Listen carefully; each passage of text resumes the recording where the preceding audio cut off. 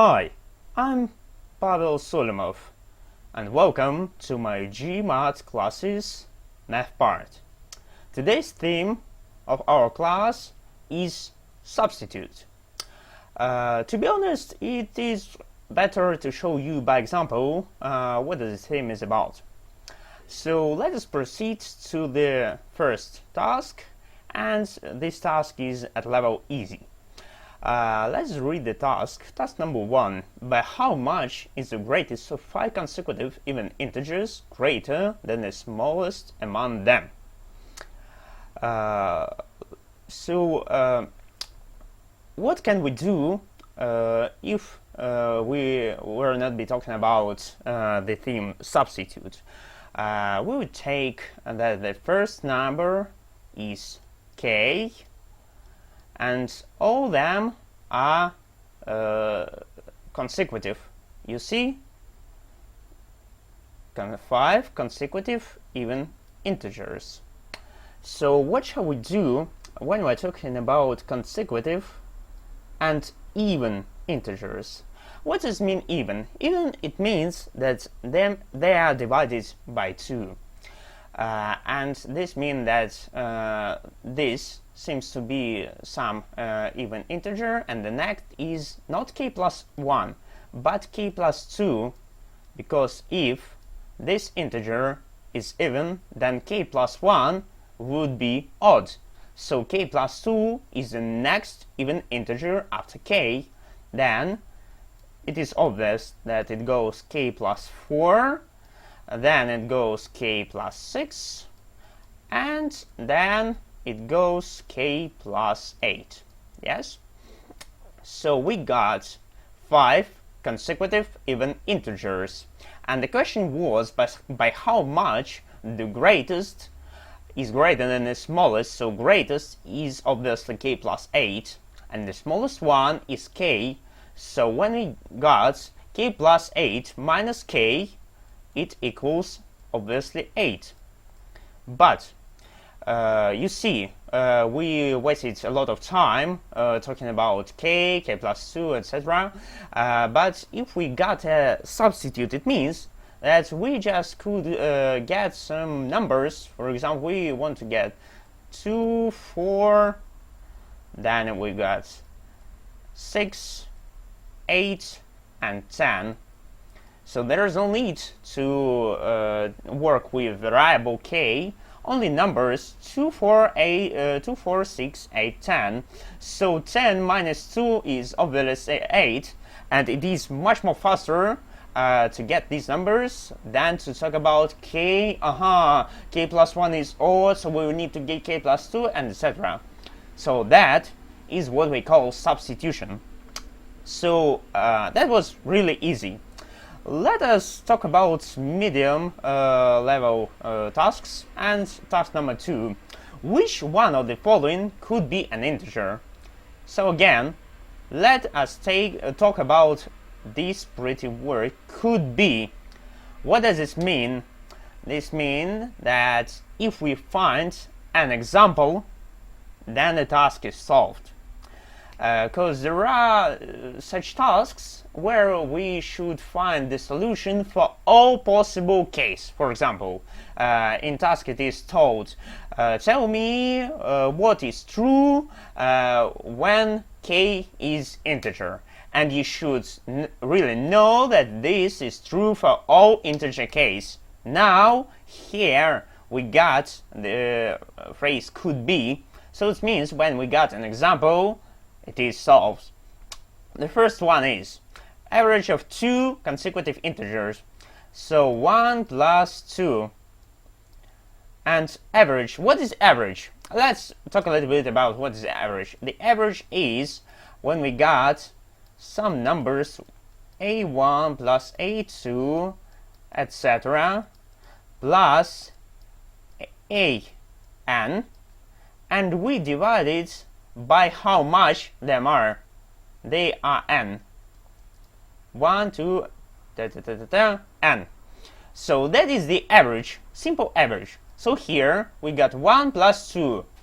There are 2 numbers, so we divide by 2, and it is 3 by 2, that is not integer, unfortunately, and it is obvious that two consecutive integers, average of them, always is not an integer, because one of them is always odd, another is even, and even number is divided by 2, but the second one, odd, is not divided by 2, so the sum would be odd, and odd number could not be divided by 2 with no remainder.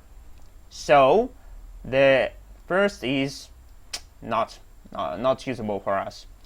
So I'm sorry. What else could we take? B, average of 3 consecutive integers. So here it could be the truth. I will show you. It's 1 plus 2 and plus 3. And divided by how much? 1, 2, 3. 3 numbers. Divide by 3. So here it is 6. 6 divided by 3 is 2. Aha! Surprise! That is the right answer. Again, the question was could be. And here we got an example that it could be when these are 1, 2, 3, and the average of them is 2. And I can even prove you that it happens always. By how I can do this? I could say that it is k plus 1 and k plus 2, and of course divided by 3. What we got? Actually we got 3k, yes, 3k plus 3 divided by 3, so we always got k plus 1, and it doesn't matter what the k is. So the truth about this very task is that it is right for every integer k. Here it is. And let's talk about one more medium level task. The average of 5 consecutive integers starting from m minus the average of 6 consecutive integers starting from m. And we want to know what it equals to. Here the idea is the same as in previous tasks. We need the substitution. Here it is not said that m is a number, for example, that is greater than 100 or is greater than 1 million. No, nothing is said about this. So it means that m is just an integer. Yeah, here we see consecutive integers. So let us take again 1 plus 2 plus 3 plus 4 and plus 5, and the average of them is divided by 5, and 6 consecutive integers, again starting from m. Here we got m equals to 1, so we should get minus, and then we should take 1 plus 2 plus 3, then 4, 5, 6, yeah? It is obvious. And divided by 6. When we divide this by 6, we get average. So here we get 1 plus 2 plus 3 plus 4. You should remember that that sum always equals to 10. So 10 plus 5 divided by 5, guess what? It is 3. And here, what do we got here? Here we got, again, the same 15 plus 6. So it is 21. Oops, 21 divided by 6 is not an integer. But it's not a problem. Let us solve it. Let us say that it is 3 minus 21. I can say that it is 3 multiplied by 7. So here is my multiplying sign. And divided by 6 is a 2 multiplied by 3. So I can subtract. 3 goes out, and when we got 3 minus 7 divided by 2, and 7 divided by 2 is, guess what? Of course, it is 3 with the half, so 3 minus 3 and with the half is minus 1/2. And if we take a look at possible answers, here it is.